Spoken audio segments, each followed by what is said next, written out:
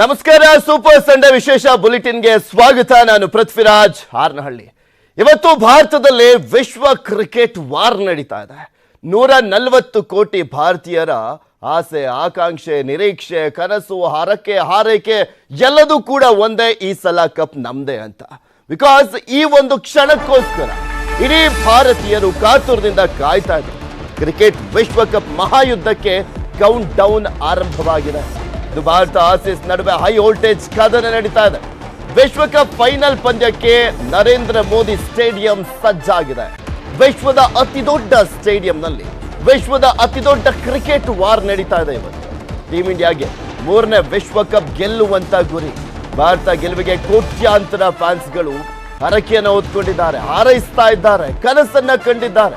ಕಾಂಗೂರುಗಳಿಗೆ ದಾಖಲೆಯ 6ನೇ ಟ್ರೋಫಿ ಮೇಲೆ ಕಣ್ಣು. ಇದುವರೆಗೂ 5 ಬಾರಿ ವಿಶ್ವಕಪ್ ಅನ್ನ ಗೆದ್ದಿದೆ ಆಸ್ಟ್ರೇಲಿಯಾ. 8ನೇ ಬಾರಿಗೆ ಫೈನಲ್ಗೆ ಬಂದಿರುವಂಥದ್ದು. ಇದರಲ್ಲೇ ಗೊತ್ತಾಗುತ್ತೆ ಎಂತ ಬಲಿಷ್ಠ ತಂಡ ಆಸ್ಟ್ರೇಲಿಯಾ ಅನ್ನುವಂಥದ್ದನ್ನ. ಆದರೆ 2023ರ ಕ್ರಿಕೆಟ್ ಹಿಸ್ಟ್ರಿನೇ ಬೇರೆ. ಭಾರತ ಅತ್ಯುನ್ನತ ಒಂದು ಸಾರ್ವಕಾಲಿಕ ಒಂದು ತಂಡವನ್ನ ಹೊಂದಿರುವಂಥದ್ದು. ಮೋದಿ ಸ್ಟೇಡಿಯಂನಲ್ಲಿ ಪಂದ್ಯವನ್ನ ವೀಕ್ಷಿಸಲಿದ್ದಾರೆ ಪ್ರಧಾನಮಂತ್ರಿ ನರೇಂದ್ರ ಮೋದಿ. ಪಂದ್ಯ ಆರಂಭಕ್ಕೂ ಮುನ್ನ ಸೂರ್ಯ ಕಿರಣ್ ಗೌರವವನ್ನ ಸಲ್ಲಿಸಲಾಗ್ತಾ ಇರುವಂಥದ್ದು.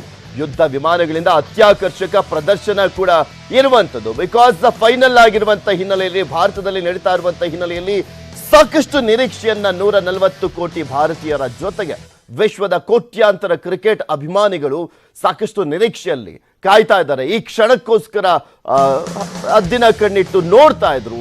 ಏನಾಗುತ್ತೆ, ಏನಾಗಬಹುದು ಅನ್ನುವಂಥ ಎದೆ ಬಡಿತನೂ ಕೂಡ ಜಾಸ್ತಿ ಆಗಿದೆ. ICC ಟೂರ್ನಿಯ ವಿಚಾರಕ್ಕೆ ಸಂಬಂಧಪಟ್ಟಂತೆ ಬರೋದಾದ್ರೆ, ಇದು 3ನೇ ವಿಶ್ವಕಪ್ ಗೆಲ್ಲುವಂತ ಗುರಿಯನ್ನ ಹೊಂದಿರುವಂತದ್ದು ಭಾರತ. 2003 ಮತ್ತೆ 2003ರಲ್ಲಿ ಫೇಲ್ಯೂರ್ ಆಗಿತ್ತು. ಫೈನಲ್ ಮ್ಯಾಚ್ ಅಲ್ಲಿ ಆಸ್ಟ್ರೇಲಿಯಾ ವಿರುದ್ಧ ಸೋತಿದ್ವಿ. ಈಗ 2023ರಲ್ಲಿ ಮತ್ತೆ ಆಸ್ಟ್ರೇಲಿಯಾ ವಿರುದ್ಧ ಬಂದಿದ್ದೇವೆ. 20 ವರ್ಷಗಳ ಸೇಡನ್ನ ತೀರಿಸ್ಕೊಳ್ಳಕ್ಕೆ, ಬಾಕಿ ಚುಕ್ತವನ್ನ ಮಾಡ್ಕೊಳ್ಳೋದಕ್ಕೆ ಭಾರತ ಕೂಡ ರೆಡಿ ಆಗಿದೆ. ಬಿಕಾಸ್ ಸತತವಾಗಿ 10 ಮ್ಯಾಚ್ ಅನ್ನ ಗೆದ್ದಿರುವಂಥದ್ದು ಭಾರತ ತಂಡ.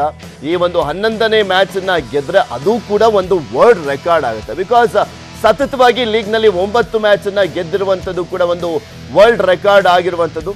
ಇನ್ನು 20 ವರ್ಷಗಳಿಂದ ನಾವು ಸೆಮಿಫೈನಲ್ ಅಲ್ಲಿ ನ್ಯೂಜಿಲ್ಯಾಂಡ್ ವಿರುದ್ಧ ಗೆದ್ದೇ ಇರಲಿಲ್ಲ. ಆ ಒಂದು ಬಾಕಿಯನ್ನ ಚುಕ್ತ ಮಾಡಿದ್ದಾಯ್ತು. ಈಗ ಆಸ್ಟ್ರೇಲಿಯಾ ವಿರುದ್ಧ ಕೂಡ ಅಷ್ಟೇ 2003ರಲ್ಲಿ ಸೋಲನ್ನ ಕಂಡಿದ್ವಲ್ಲ, ಆ ಸೋಲಿಗೆ ಸೇಡನ್ನ ತೀರ್ಸ್ಕೊಳ್ಳಿಕ್ಕೂ ಕೂಡ ಕ್ಷಣಗಣನೆ ಆರಂಭವಾಗಿದೆ. ಈಗ ಆಲ್ರೆಡಿ ವಿಶ್ವದ ಕ್ರಿಕೆಟ್ ದಿಗ್ಗಜರೆಲ್ಲರೂ ಕೂಡ ಹೇಳ್ತಾ ಇದ್ದಾರೆ, ಭಾರತವನ್ನ ಸೋಲಿಸಬೇಕು ಅಂದ್ರೆ ಏನಾದ್ರೂ ಮ್ಯಾಜಿಕ್ ಮಾಡಬೇಕಷ್ಟೇ, ಅಷ್ಟು ಬಲಿಷ್ಠವಾಗಿದೆ ಭಾರತ ತಂಡ ಅಂತ ಹೇಳ್ತಾ ಇದ್ರು.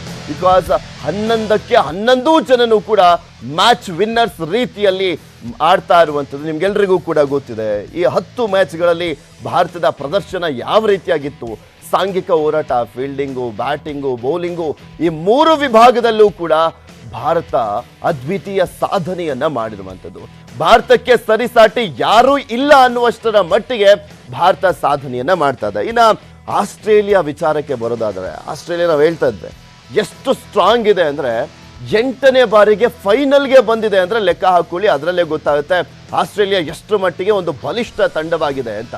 ಬಿಕಾಸ್ ಆಸ್ಟ್ರೇಲಿಯಾ ಸೆಮಿಫೈನಲ್ ಹಂತಕ್ಕೆ ಬಂದರೆ ಸಾಕು, ಅದರ ಒಂದು ಗೇಮೇ ಚೇಂಜ್ ಆಗಿಬಿಡುತ್ತೆ. ಅಷ್ಟು ಬಲಿಷ್ಠವಾಗಿಬಿಡ್ತಾರೆ, ಪ್ರಬಲರಾಗ್ಬಿಡ್ತಾರೆ.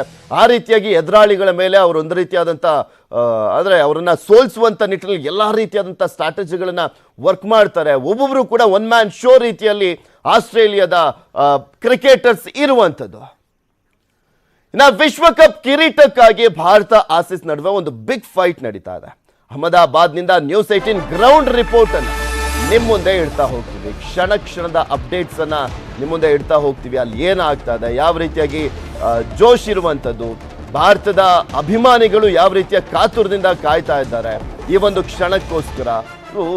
ಎಲ್ರಿಗೂ ನಿನ್ನೆಯಿಂದಲೇ ಲಬ್ ಡಬ್ ಅಂತ ಶುರು ಆಗ್ಬಿಟ್ಟಿದೆ. ಬಿಕಾಸ್ ಭಾರತ ಫೈನಲ್ಗೆ ಬಂದಿದೆ ಅಂದರೆ, ಭಾರತ ಅಂದರೆ ನಿಮ್ಗೆ ಗೊತ್ತಿದೆ ಭಾರತದಲ್ಲಿ ಕ್ರಿಕೆಟ್ ಒಂದು ರೀತಿಯಾದಂಥ ಧರ್ಮ, ಜಾತಿ, ಧರ್ಮ, ಭಾಷೆ, ಸಂಸ್ಕೃತಿ ಎಲ್ಲವನ್ನು ಮೀರಿ ಬೆಳೆದಿರುವಂಥದ್ದು ಕ್ರೀಡೆ. ಸೊ ಹೀಗಾಗಿ ಅದರಲ್ಲೂ ಕ್ರಿಕೆಟ್ ಅಂದರೆ ಅಂತೂ ಪಂಚಪ್ರಾಣ ಭಾರತೀಯರಿಗೆ. ಸೊ ಭಾರತದಲ್ಲೇ ಬೇರೆ ನಡೀತಾ ಇರುವಂಥದ್ದು ಈ ಒಂದು ವಿಶ್ವಕಪ್. ಸೊ ಹೀಗಾಗಿ ನಿರೀಕ್ಷೆ ಅಂತೂ 1000 ಪಟ್ಟಿದೆ. ಭಾರತ ಅದೇನಾದರೂ ಆಡಲಿ, ಹೆಂಗಾದರೂ ಆಡಲಿ, ಒಟ್ನಲ್ಲಿ ಕಪ್ ಗೆಲ್ಲಬೇಕಷ್ಟೇ. ಆ ರೀತಿಯಾದಂಥ ನಿರೀಕ್ಷೆ 140 ಕೋಟಿ ಭಾರತೀಯರು. ಅದರಲ್ಲೂ ನರೇಂದ್ರ ಮೋದಿ ಸ್ಟೇಡಿಯಂನಲ್ಲಿ ನಡೀತಾ ಇರುವಂತಹ ಮ್ಯಾಚ್ ಇದು. 1,32,000 ಜನ ಕೂತ್ಕೊಳ್ಳುವಂತಹ ಒಂದು ಸ್ಟೇಡಿಯಂ, ವಿಶ್ವದಲ್ಲೇ ಅತಿ ದೊಡ್ಡ ಕ್ರಿಕೆಟ್ ಸ್ಟೇಡಿಯಂ. ಯಾವ ಸ್ಟೇಡಿಯಮೂ ಇಲ್ಲ ಅಷ್ಟು ದೊಡ್ಡ ಸ್ಟೇಡಿಯಂ ಆಗಿ ಅಷ್ಟೊಂದು ದೊಡ್ಡ ಸಂಖ್ಯೆಯಲ್ಲಿ ಜನ ಕೂತ್ಕೊಳ್ಳುವಂಥದ್ದನ್ನು ನಾವು ಕಂಪೇರ್ ಮಾಡಿ ನೋಡೋದಾದ್ರೆ, ಬಿಕಾಸ್ ಫುಟ್ಬಾಲ್ ಸ್ಟೇಡಿಯಂಗಳನ್ನು ದೊಡ್ಡ ಸ್ಟೇಡಿಯಂಗಳು ಅಂತ ಹೇಳ್ತೀವಿ, ಆದರೆ ಆ ಸ್ಟೇಡಿಯಂ ಕೂಡ ಮೀರಿ ಇರುವಂಥದ್ದು ನರೇಂದ್ರ ಮೋದಿ ಸ್ಟೇಡಿಯಂ. ಮೋದಿ ಸ್ಟೇಡಿಯಂನಿಂದಲೇ ನ್ಯೂಸ್ 18 ಲೈವ್ ರಿಪೋರ್ಟ್ ಅನ್ನ ನೀಡ್ತಾ ಇದೆ. ನಿರಂತರವಾಗಿ ಪ್ರತಿಕ್ಷಣದ ಅಪ್ಡೇಟ್ಸ್ ಅನ್ನ ನಿಮ್ಮ ಮುಂದೆ ಇಡ್ತಾ ಹೋಗ್ತೀವಿ. ಅಹಮದಾಬಾದ್ ಇಂದ ನೇರ ಸಂಪರ್ಕದಲ್ಲಿ ಜಾಯಿನ್ ಆಗ್ತಾ ಇದ್ದಾರೆ ನಮ್ಮ ಪ್ರತಿನಿಧಿ ಆಶಿಕ್ ಮುಲ್ಕಿ. Good morning. ನೋಡ್ತಾ ಇದೀವಿ ಈಗ ಆಲ್ರೆಡಿ ಜೋಶ್ ನಿಮ್ಮಲ್ಲೂ ಕೂಡ ಇದೆ, ರೆಡಿ ಆಗ್ಬಿಟ್ಟಿದ್ದೀರಾ ಟೀ ಶರ್ಟ್ ಎಲ್ಲ ಹಾಕೊಂಡು. ನಾವು ನಿನ್ನೆ ಎಲ್ಲ ನೋಡ್ತಾ ಇದ್ವಿ ನೀವು ಕೊಡ್ತಾ ಇದ್ದಂಥ ಒಂದು ಆ ಲೈವ್ ಅನ್ನ, ಯಾವ ರೀತಿಯಾಗಿ ಜೋಶ್ ಇದೆ ಅಹಮದಾಬಾದ್ನಲ್ಲಿ. ಬಿಕಾಸ್ 140 ಕೋಟಿ ಭಾರತೀಯರ ಒಂದು ಮನಸ್ಥಿತಿನೂ ಕೂಡ ಅದೇ ರೀತಿಯಾಗಿರುವಂಥದ್ದು. ಹೇಗಿದೆ ಅಹಮದಾಬಾದ್ ಈಗ?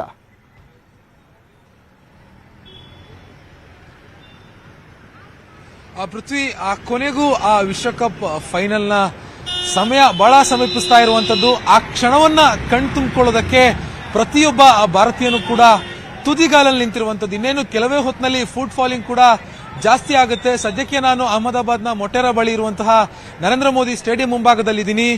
ನೀವು ನೋಡಬಹುದು ಸಿದ್ಧತೆಯನ್ನ ಸಂಪೂರ್ಣವಾಗಿ ಈಗಾಗಲೇ ಮುಗ್ದಿರುವಂತದ್ದು. ಭದ್ರತೆ ಒಂದ್ ಕಡೆಯಿಂದ ಆದ್ರೆ ಜನರು ಎಲ್ಲವನ್ನೂ ಕೂಡ ಮೀರಿ ಈ ಒಂದು ವಿಶ್ವಕಪ್ ಫೈನಲ್ ಅನ್ನ ಕಣ್ತುಂಬಿಕೊಳ್ಳೋದಕ್ಕೆ ಕಾತರರಾಗಿರುವಂತದ್ದು. ನಿನ್ನೆ ಯಾವ ರೀತಿಯಾಗಿರುವಂತಹ ವಾತಾವರಣ ಇಲ್ಲಿ ಆಗಿತ್ತು ಅನ್ನುವಂಥದ್ದನ್ನ ನಾವು ಅದಕ್ಕೆ ಗ್ರೌಂಡ್ ರಿಪೋರ್ಟ್ ಅನ್ನ ಅಂದ್ರೆ ಪ್ರತಿಯೊಂದು ಮಾಹಿತಿಯನ್ನು ಕೂಡ ಕನ್ನಡಿಗರಿಗೆ ತಲುಪಿಸುವಂತ ಕೆಲಸವನ್ನ ಮಾಡಿದ್ವಿ. ಇವತ್ತು ಕೂಡ ಅದೇ ರೀತಿಯಾಗಿರುವಂತಹ ಕೆಲಸವನ್ನ ನಾವೆಲ್ಲರೂ ಸೇರ್ಕೊಂಡು ಮಾಡೋಣ. ಈಗ ದೃಶ್ಯದಲ್ಲಿ ನೀವು ನೋಡ್ತಾ ಇರಬಹುದು, ಸಂಪೂರ್ಣವಾಗಿ ಈ ಒಂದು ಮೊಟೆರಾ ಬಳಿ ಇರುವಂತಹ ನರೇಂದ್ರ ಮೋದಿ ಸ್ಟೇಡಿಯಂ ಈಗಾಗಲೇ ಮಧುವಣಗಿತ್ತಿಯಂತೆ ಸಿಂಗಾರಗೊಂಡಿದೆ. ಹಲವು ಕಾರ್ಯಕ್ರಮಗಳಿದಾವೆ, ಕಲ್ಚರಲ್ ಪ್ರೋಗ್ರಾಂಗಳಿದಾವೆ. ಇದರ ಜೊತೆಗೆ ಮತ್ತೆ 3ನೇ ಬಾರಿಗೆ ವಿಶ್ವಕಪ್ ಅನ್ನ ಎತ್ತಿ ಹಿಡಿಯುವಂತ ಒಂದು ಕಾತರದಲ್ಲಿ ನಾವೆಲ್ಲರೂ ಕೂಡ ಇರುವಂತದ್ದು.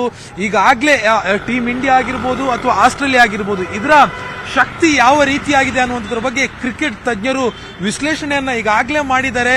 ಒಂದು ಹಂತ ಅಂದ್ರೆ ಎಲ್ಲಾ ವಿಶ್ಲೇಷಣೆಗಳಲ್ಲೂ ಕೂಡ ನಮ್ಮ ತಂಡ ಅಂತಂದ್ರೆ ಟೀಮ್ ಇಂಡಿಯಾ, ರೋಹಿತ್ ಶರ್ಮಾ ಅವರ ನೇತೃತ್ವದ ಟೀಮ್ ಇಂಡಿಯಾ ಎಲ್ಲಾ ವಿಭಾಗದಲ್ಲೂ ಕೂಡ ಒಂದು ಹಂತ ಆಸ್ಟ್ರೇಲಿಯಾಗಿಂತ ಮೇಲೆ ಇದೆ. ಥ್ರೂ ಔಟ್ ನಾವು ಸಿರೀಸ್ ಅನ್ನ ನೋಡೋದೇ ಆದ್ರೆ ಭಾರತ 10ಕ್ಕೆ 10 ಗೆದ್ದಿದೆ. ಇದು 11ನೇ ಪಂದ್ಯ, ಫೈನಲ್ ಪಂದ್ಯ. ಇವತ್ತು ಕೂಡ ಗೆಲ್ಲುವಂತ ಆತ್ಮವಿಶ್ವಾಸವನ್ನ ನಿನ್ನೆ ಕೂಡ ಆ ಪ್ರೆಸ್ ಮೀಟ್ ನಲ್ಲಿ ನಾಯಕ ರೋಹಿತ್ ಶರ್ಮಾ ಅವರು ವ್ಯಕ್ತಪಡಿಸಿದ್ರು. ಆದ್ರೆ ಅಷ್ಟು ಸುಲಭ ಅಲ್ಲ, ಆದ್ರೂ ಕೂಡ ನಾವು ಗೆದ್ದೇ ಗೆಲ್ತೀವಿ ಅನ್ನುವಂತ ಒಂದು ಆತ್ಮವಿಶ್ವಾಸದಲ್ಲಿ ಟೀಮ್ ಇಂಡಿಯಾ ಇರುವಂತದ್ದು. ಹೀಗಾಗಿ ಈ ಒಂದು ಗೆಲುವನ್ನ ಕಣ್ತುಂಬಿಕೊಳ್ಳೋದಕ್ಕೆ ಪ್ರತಿ ಕ್ಷಣ ಪ್ರತಿ ನಿಮಿಷವೂ ಕೂಡ ಜನರು ಈ ಒಂದು ಮೋದಿ ಸ್ಟೇಡಿಯಂನತ್ತ ಬರ್ತಾ ಇರುವಂತದ್ದು. ಈಗ ದೃಶ್ಯದಲ್ಲಿ ನೀವು ನೋಡ್ತಾ ಇರಬಹುದು, ಈಗಲೇ ಜನರು ಬರೋದಕ್ಕೆ ಶುರು ಮಾಡಿದ್ದಾರೆ. ಒಂದು 10-10:30 ಹೊತ್ತಿಗೆ ಸ್ಟೇಡಿಯಂಗೆ ಎಂಟ್ರಿಯನ್ನ ಕೊಡಲಾಗುತ್ತೆ. ಅಂತ ಸಂದರ್ಭದಲ್ಲಿ ಇಲ್ಲಿ ಜನಸಾಗರನೇ ನಿರ್ಮಾಣ ಆಗುತ್ತೆ. ನಿನ್ನೆ ಅಂದ್ರೆ ಈ ಮ್ಯಾಚ್ ಇರೋದು ಇವತ್ತು, ಆದ್ರೆ ನಿನ್ನೆಯ ವಾತಾವರಣ ಒಂದು ರೀತಿಯಲ್ಲಿ ಜನ ಜಾತ್ರೆ ರೀತಿಯಲ್ಲಿತ್ತು. ಸುಮಾರು 1,32,000 ಮಂದಿಗೆ ಕೂರುವಂತಹ ವಿಶ್ವದ ಅತಿ ದೊಡ್ಡ ಸ್ಟೇಡಿಯಂ ಈ ನಮ್ಮ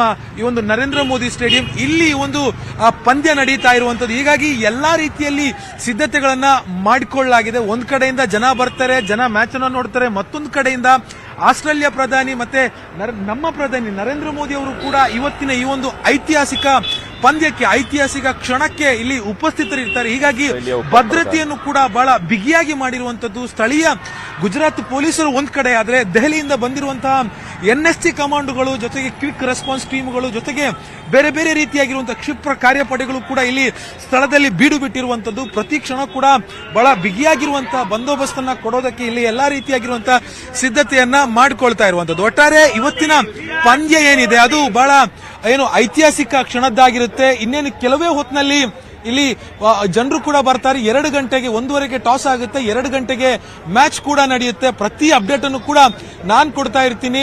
ಇಲ್ಲಿ ನಾನು ಮತ್ತೆ ನನ್ನ ಕ್ಯಾಮರಾಮನ್ ನೂರ್ ಅಹಮದ್ ಇಬ್ರು ಕೂಡ ರೆಡಿ ಆಗಿದ್ದೀವಿ. ಪ್ರತಿ ಕ್ಷಣದ ಅಪ್ಡೇಟ್ ಅನ್ನ ತಲುಪಿಸುವಂತ ಕೆಲಸವನ್ನ ಮಾಡ್ತೀವಿ. ಪೃಥ್ವಿ, ಆಶಿಕ್, ಪ್ರತಿ ಕ್ಷಣನೂ ಕೂಡ ಅಲ್ಲಿ ಏನಾಗ್ತಾ ಇದೆ ಅನ್ನುವಂಥದ್ದು ಅಪ್ಡೇಟ್ಸ್ ಅನ್ನ ಪಡ್ಕೊಳ್ತಾ ಹೋಗ್ತೀವಿ ನೆಕ್ಸ್ಟ್ ಬುಲೆಟಿನ್ಸ್ಗಳಲ್ಲಿ. ಧನ್ಯವಾದ ನಿಮ್ಮೆಲ್ಲ ಮಾಹಿತಿಗಾಗಿ. ಇನ್ನ ಪಂದ್ಯ ನೋಡೋಕೆ ಪ್ರಧಾನಮಂತ್ರಿ ನರೇಂದ್ರ ಮೋದಿ ಅವರ ಸ್ಟೇಡಿಯಂನಲ್ಲಿ ಹಾಜರಿರ್ತಾ ಇದ್ದಾರೆ. ಅಹಮದಾಬಾದ್ ಗ್ರೌಂಡ್ಗೆ ಬರ್ತಾ ಇದ್ದಾರೆ ನರೇಂದ್ರ ಮೋದಿ ಅವರ ಜೊತೆ ಆಸ್ಟ್ರೇಲಿಯಾ ಪ್ರಧಾನಮಂತ್ರಿಗಳಿಗೂ ಕೂಡ ಕೇಂದ್ರ ಸರ್ಕಾರ ಆಹ್ವಾನವನ್ನ ಕೊಟ್ಟಿದೆ. ಸದ್ಯಕ್ಕೆ ಆಸ್ಟ್ರೇಲಿಯಾ ಉಪ ಪ್ರಧಾನಮಂತ್ರಿ ರಿಚರ್ಡ್ ಮಾಲ್ಸ್ ಬರುವಂತದ್ದು ಫೈನಲ್ ಆಗಿದೆ. ಇನ್ನು ಪ್ರಧಾನಮಂತ್ರಿಗಳ ಜೊತೆ ಬಾಲಿವುಡ್ನ ಖ್ಯಾತ ಹಿರಿಯ ನಟ ಅಮಿತಾಬ್ ಬಚ್ಚನ್ ಫೈನಲ್ ಪಂದ್ಯಕ್ಕೆ ಸಾಕ್ಷಿ ಆಗ್ತಾ ಇದ್ದಾರೆ. ಸೆಮಿಫೈನಲ್ ಕಣ್ತುಂಬಿಕೊಂಡಿದ್ದಂತ ಸೂಪರ್ ಸ್ಟಾರ್ ರಜನಿಕಾಂತ್ ಕೂಡ ಫೈನಲ್ ವಿಶ್ವಕಪ್ ಪಂದ್ಯಕ್ಕೂ ಸಾಕ್ಷಿ ಆಗ್ತಾ ಇದ್ದಾರೆ. ಅದರ ಜೊತೆಗೆ ಮಹೇಂದ್ರ ಸಿಂಗ್ ಧೋನಿ ಅವರಾಗಿರ್ಬೋದು, ಸಚಿನ್ ತೆಂಡೂಲ್ಕರ್ ಆಗಿರ್ಬೋದು, ಅಂದ್ರೆ ಕ್ರಿಕೆಟ್ನ ದಿಗ್ಗಜರೆಲ್ಲರೂ ಕೂಡ ಭಾಗಿಯಾಗ್ತಾ ಇದ್ದಾರೆ. ಇಂದು ವಿಶ್ವಕಪ್ ಗೆದ್ದಂತ ವಿಶ್ವ ಕ್ರಿಕೆಟ್ ದಿಗ್ಗಜರನ್ನೆಲ್ಲ ಅಹಮದಾಬಾದ್ ಮೈದಾನದಲ್ಲಿ ಇಂದು ಒಟ್ಟಿಗೆ ನೋಡಬಹುದಾಗಿದೆ. ಪರೇಡ್ ಆಫ್ ಚಾಂಪಿಯನ್ಸ್ ಹೆಸರಲ್ಲಿ ವಿಶ್ವಕಪ್ ಗೆದ್ದಂತ ಎಲ್ಲ ಪ್ರಮುಖ ಕ್ರಿಕೆಟ್ ನಾಯಕರುಗಳು ಇರ್ತಾರೆ. ಹಿರಿಯ ಆಟಗಾರರನ್ನ ಅಹಮದಾಬಾದ್ಗೆ ಆಹ್ವಾನಿಸಲಾಗಿರುವಂಥದ್ದು. ಪ್ರಮುಖವಾಗಿ ಅಹಮದಾಬಾದ್ ಮೈದಾನದಲ್ಲಿ ಸಚಿನ್ ತೆಂಡೂಲ್ಕರ್, ಕಪಿಲ್ ದೇವ್, MS ಧೋನಿ ಅವರು ಪರೇಡ್ ಆಫ್ ಚಾಂಪಿಯನ್ಸ್ ನಲ್ಲಿ ಕಾಣಿಸ್ಕೊಳ್ತಾ ಇದ್ದಾರೆ. ಅಷ್ಟೇ ಅಲ್ಲ, ಆಸ್ಟ್ರೇಲಿಯಾ, ಇಂಗ್ಲೆಂಡ್, ಶ್ರೀಲಂಕಾ, ದಕ್ಷಿಣ ಆಫ್ರಿಕಾ, ವೆಸ್ಟ್ ಇಂಡೀಸ್ ಆಟಗಾರರಾದಂಥ ಅಲನ್ ಬಾರ್ಡನ್, ಕ್ಲೈವ್ ಲಾಯ್ಡ್ ಹಾಗೆ ಅರ್ಜುನ್ ರಣತುಂಗ ಭಾಗಿಯಾಗುವಂಥದ್ದು ಆಲ್ಮೋಸ್ಟ್ ಡೌಟು. ಬಿಕಾಸ್ ಆತ ಜೈಸಾ ಬಗ್ಗೆ ಆಕ್ರೋಶವನ್ನ ವ್ಯಕ್ತಪಡಿಸಿದ್ರು. ಶ್ರೀಲಂಕಾ ಕ್ರಿಕೆಟ್ ಅಮಾನತುಗೊಂಡಿದ್ದಂಥ ಹಿನ್ನೆಲೆಯಲ್ಲಿ ಆ ಒಂದು ಕೊಬ್ಬು ಅದೆಲ್ಲ ಭಾರತದ ವಿರುದ್ಧ ಒಂದು ಸ್ವಲ್ಪ ಅಸಮಾಧಾನ ಇರುವಂಥ ಹಿನ್ನೆಲೆಯಲ್ಲಿ ಅರ್ಜುನ್ ರಣತುಂಗ ಭಾಗಿಯಾಗ್ತಾರ ನೋಡಬೇಕು. ಇನ್ನು Steve Waugh, Ricky Ponting, Clarke, Ian Morgan ಅವರನ್ನ ಆಹ್ವಾನಿಸಲಾಗಿದೆ. ಮತ್ತು ಒಂದು ಕಡೆ ಪಾಕಿಸ್ತಾನ ಕೂಡ ವರ್ಲ್ಡ್ ಕಪ್ ವಿನ್ ಆಗಿತ್ತು. ಆದರೆ ಇಮ್ರಾನ್ ಖಾನ್ ಜೈಲ್ನಲ್ಲಿ ಇರುವಂಥ ಹಿನ್ನೆಲೆಯಲ್ಲಿ ಅವರು ಭಾಗಿಯಾಗ್ತಾ ಇಲ್ಲ. ಈ ದಿಗ್ಗಜರೆಲ್ಲ ವಿಶ್ವಕಪ್ 2023 ಜರ್ಸಿಯನ್ನ ತೊಟ್ಟು ಮೈದಾನದಲ್ಲಿ ಪರೇಡ್ ಅನ್ನ ಮಾಡಲಿದ್ದಾರೆ.